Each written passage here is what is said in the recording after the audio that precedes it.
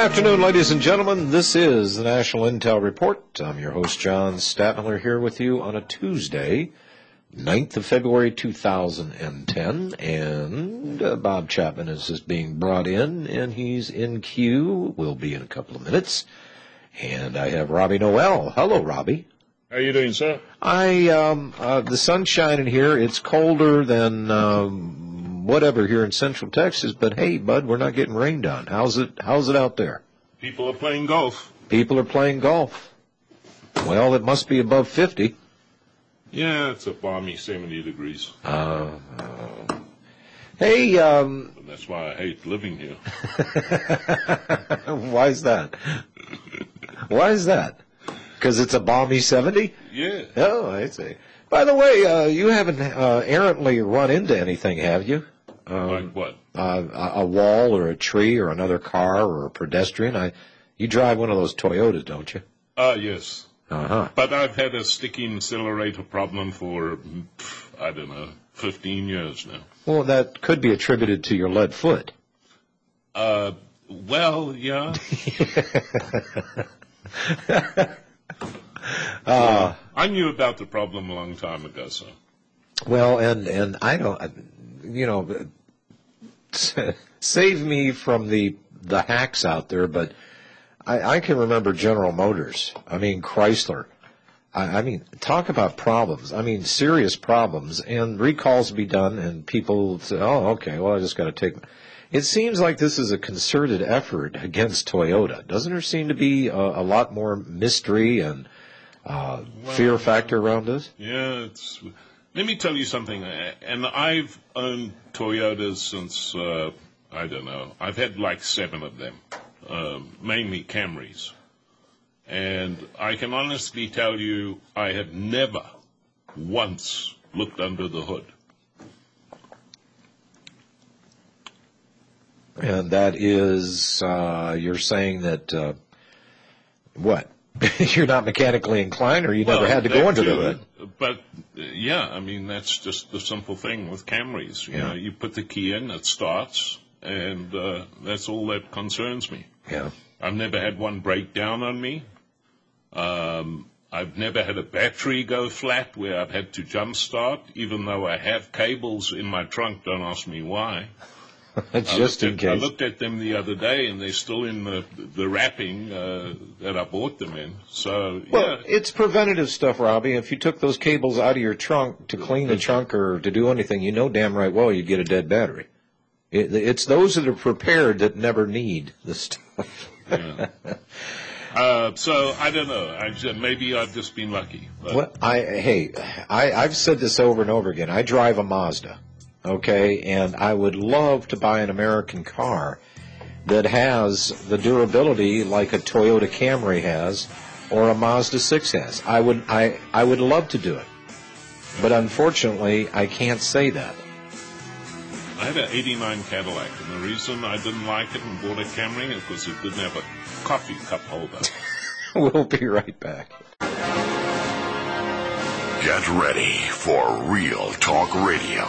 You're listening to the National Intel Report with your host, John Stadtmiller.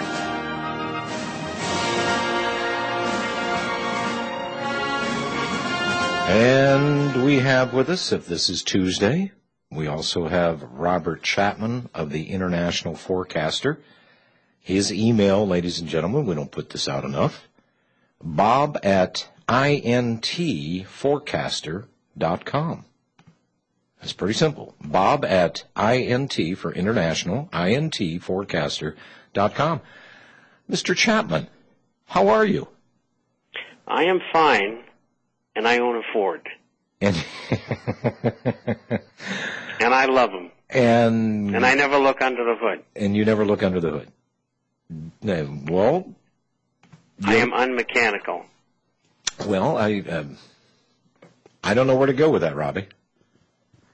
Look, Ford obviously makes a fine product. It's not a government-run auto manufacturer. And you know, Bob, I have a special affinity for Ford Motor Company because of Henry Ford and what Henry stood for. I agree. Him and his pals, Harvey Firestone, Tommy Edison. You know, the guys from yesteryear that knew exactly what was going on and who controlled things. Henry was one of them. The Dearborn Comet. There you go. Anti-Semitic. Had a great newspaper, too. Well, you know, I guess I could make a Ford last too, Robbie, if I only drove at 25 miles a year. Well, yeah, well, that's true, too. I had a big year this year. You did? Yeah. 52 miles. No, 4,000. Hey, look, did you get your email stuff straightened around? I certainly did, and it is functioning. Okay, so if people email Bob at intforecaster.com, you will get their email. It should very well get here. Yeah, you know, isn't that harrowing when you're switching stuff over and you're out there in the cyber void waiting to land on Earth on some other server someplace? Well, you know, if I was 35 or 40 years old, I probably would have had a coronary. But being as elderly as I am, you have a lot more patience. You know, and I would have never have guessed it. Robbie, you know this guy's 103 years old?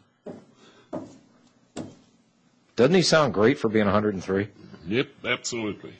Do you know, did anybody ever sit and combine all of our ages? Aren't we as old as this country? Well, at least I half. didn't know Robbie was 137. Shh, nobody's supposed to know, Bob.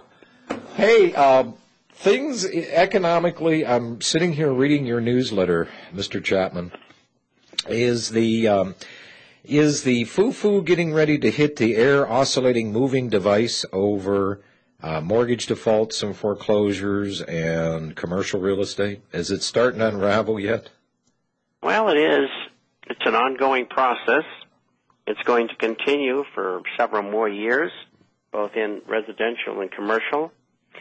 We had dreadful news yesterday on the jumbos, the large loans, and I think it was 9.3% failure rate.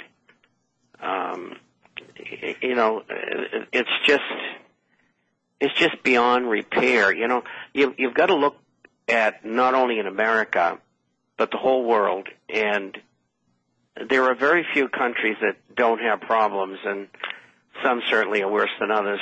We know all about Greece and the pigs, and England and America. Canada and Mexico are getting along better than we are. And, of course, the big boomer really, from a fundamental standpoint, is Brazil. China's thrown so much money into the system, they're going to have horrible problems. And we've got our government, along with the British over there in the Middle East, and they're trying to start more wars, so the people will be distracted from the terrible things that are going on economically and financially. But I think that first of all, I knew that Goldman Sachs, Citigroup, Morgan, and a number of other banks were very, very long the dollar, between 74 and 75, maybe 75 and a half. Gigantic positions. And when I saw that, I knew something was up. And then all of a sudden, things that had been known for some time about the pigs, as they're called, PIIGS, for Portugal, Ireland, Italy, Greece, and Spain. And all of a sudden, from out of nowhere, we find that Greece is in trouble. Well, they've been in trouble for a long time, and everybody knows it. So they made an issue out of it, and the dollar took off, and that's what it was really all about. Well, and the dollar is today sitting at 79.78. It's off 66 cents, but it was pushing real hard on the 80 mark. I was watching it yesterday, and of course the Dow was down yesterday.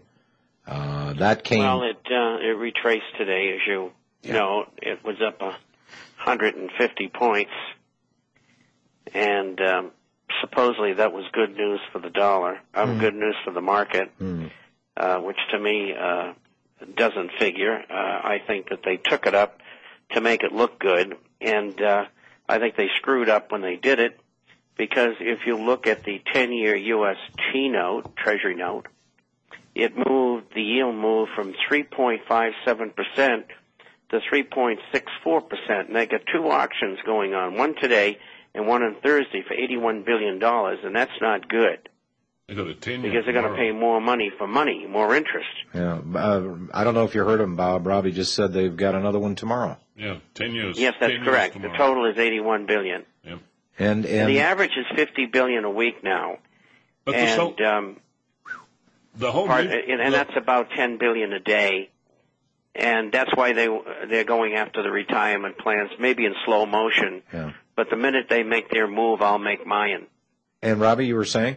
The whole move today in the markets was all Greece related.